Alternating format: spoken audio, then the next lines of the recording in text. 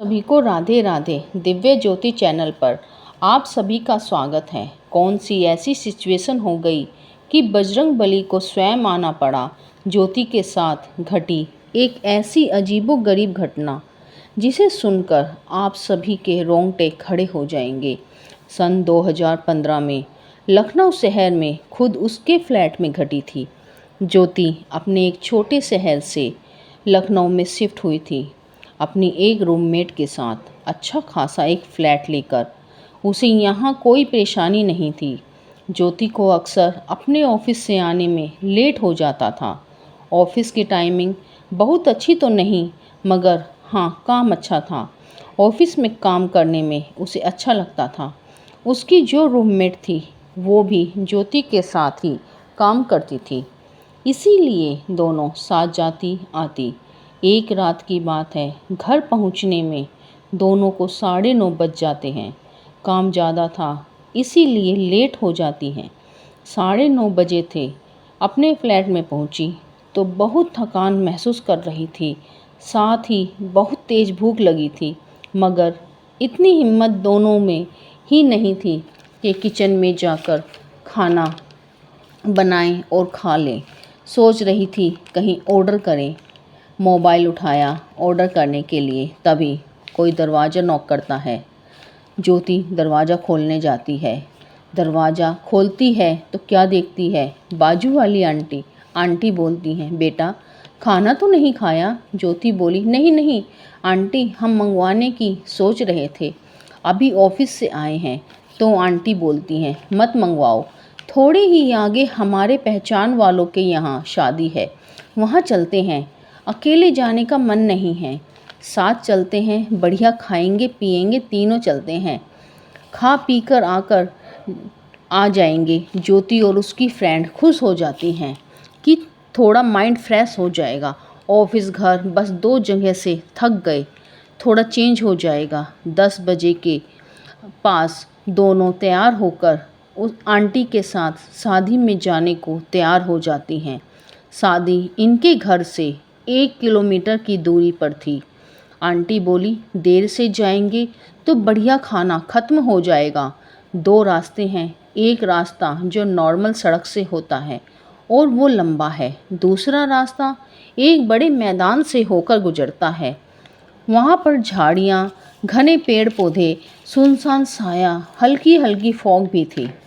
ज्योति और उसकी फ्रेंड बोली, ठीक है आंटी, अगर ये रास्ता छोटा है तो यहीं से चलते हैं, जल्दी जाकर जल्दी आ जाएंगे। आंटी के पीछे पीछे वो दोनों लड़कियां शादी में जाने के लिए चल देती हैं।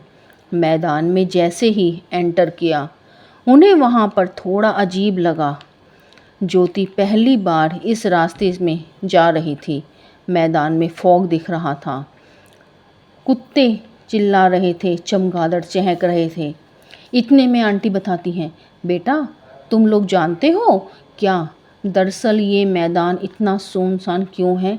ज्योति बोली, हाँ आंटी, मैं तो सोच ही रही थी कि इतनी सुनसान क्यों है ये जगह, अच्छी खासी जगह है, यहाँ घूमने फिरने क्यों नहीं आते। आंटी बताती हैं कि बेटा कुछ साल पहले यहाँ पर एक छोटी सी लड़की के साथ कुछ लड़कों ने गलत काम करके यहाँ पर मार डाला था।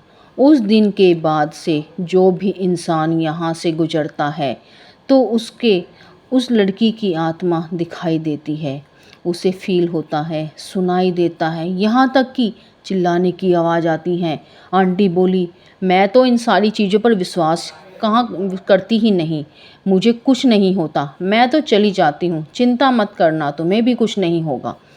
ये बात सुनकर ज्योति और उसके फ्रेंड डर जाती हैं।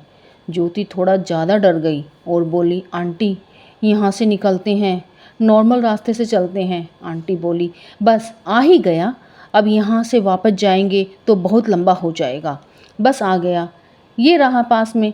जब वो वहाँ मैदान से निकल जाते हैं तो ज्योति कहती है कि आंटी इस रास्ते से आ तो गए, मगर वापस इस रास्ते से नहीं जाएंगे, नॉर्मल रास्ते से घर जाएंगे। आंटी बोलती है, ठीक है, तुम्हें इतना डर लग रहा है ना, तो नॉर्मल रास्ते से घर जाएंगे।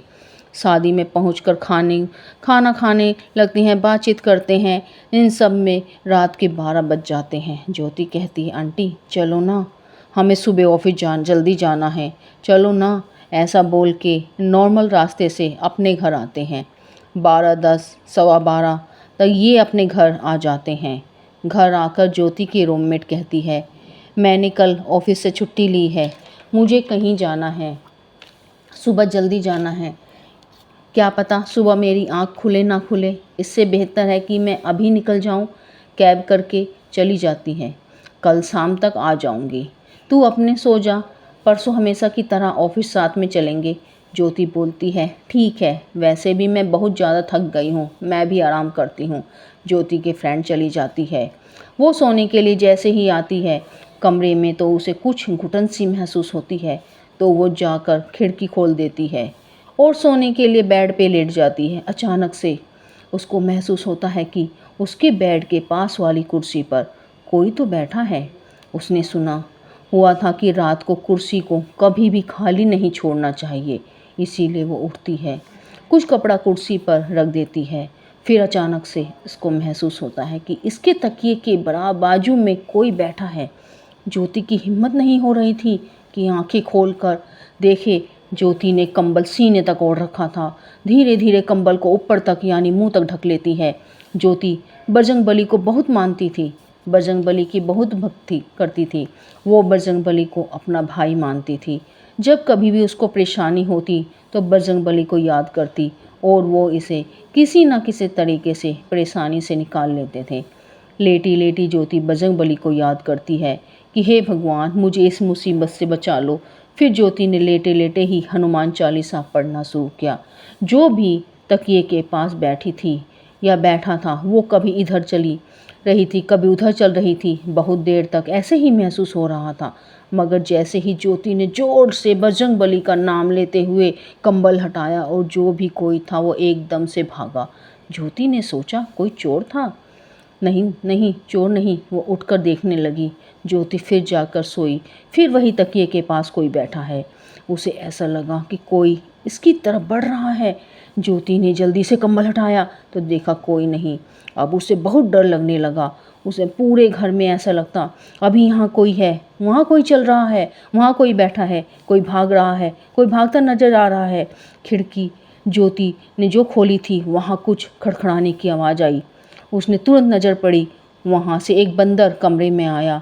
दौड़ते दौड़ते बंदर अंदर आया और देखा वो बंदर अलमारी पर बैठा हुआ है। वो बंदर ज्योति की तरफ नहीं, एक कोने की तरफ देखकर बड़ी बड़ी आंखें दिखाता हुआ, खी खी करता हुआ उस कोने की तरफ देख रहा है, जैसे वहाँ कोई है, उसे डरा रहा है। ज्योति ने देखने की कोशिश की बंदर किसको डरा रहा है, मगर कुछ नज़र नहीं आया। ज्योति समझ नहीं पा रही थी कि क्या चल रहा है। इतने में बाहर से कुछ गिरने की आवाज़ आई। बंदर एकदम से कूदा और धड़ाम धड़ाम करता हुआ उस जगह पर गया। बंदर उधर जाकर उस कुर्सी पर बैठा जहाँ पर ज्योति का बिस्तर लगा हुआ था। वहाँ पर देखकर अजीब से दांत दिखा रहा था, खी खी। ज्योति बहुत ज़्यादा डर गई। उसने भगवान का नाम लेना शुरू किया और तुरंत ही अपने घर का दरवाज़ा खोला, वहीं बैठ गई। जब बाहर बैठे बैठे आधा घंटा हो गया, ठंड लगने लगी। ठंड ज़्यादा हो गई। ज्योति के लिए तो नई जगह थी, इसको बाहर भी डर लग रहा था। ज्योति अपने आप से बोली, कुछ भी हो अंदर तो जाना पड़ेगा। बहुत हिम्मत करके अंदर आई, धीरे धीरे आई, देख रही थी बंदर अभी भी है या नहीं। अभी भी बंदर कुर्सी पर बैठा हुआ बिस्तर की तरफ देखकर खी खी कर रहा था। ज्योति को कुछ समझ नहीं आ रहा था, मेरे घर में क्या चल रहा है। वो लेट गई बिस्तर पर और नॉन स्टॉप बंदर को देख रही थी। उसकी हिम्मत नहीं थी कि बंदर को भगाऊं। जब से इस रूम में बंदर आया उसे लगा कुछ जो मुझे गार्ड करने के लिए आया है। उसे महसूस होने लगा कि बजरंगबली मेरी मदद के लिए आए हैं, मुझे बचाने आए हैं। ज्योति को ये सब सोचते सोचते पता नहीं कब नींद आ गई। नींद में क्या दिखता है कि जो कुर्सी पर बंदर बैठा है वो बजरंगबली का रूप लेता है और ज्योति के पास आते हैं। बजरंगबली और ज्योति के सर पे हाथ फेरते हैं और जो वो खिड़की थी, खिड़की के रास्ते से सीधे नीचे कूद जाते हैं। जैसे ही वो नीचे कूदे एकदम हड़बड़ाकर उसकी आँख खुलती हैं तो सबसे पहले कुर्सी की तरफ देखती है। देखा तो क्या कुर्सी खाली थी, वहाँ बंदर नहीं था। ज्योति उठकर दौड़ते हुए अंदर कमरे में गई जहाँ अलमारी पर बंदर बैठा था। वहाँ पर भी नहीं, पूरे घर में देखा बंदर कहीं नहीं था, ना ही वो मौजूदगी जो ज्योति को थोड़ी देर पहले फील हो रही थी, वो अजीबोगरीब मौजूदगी वो भी नहीं।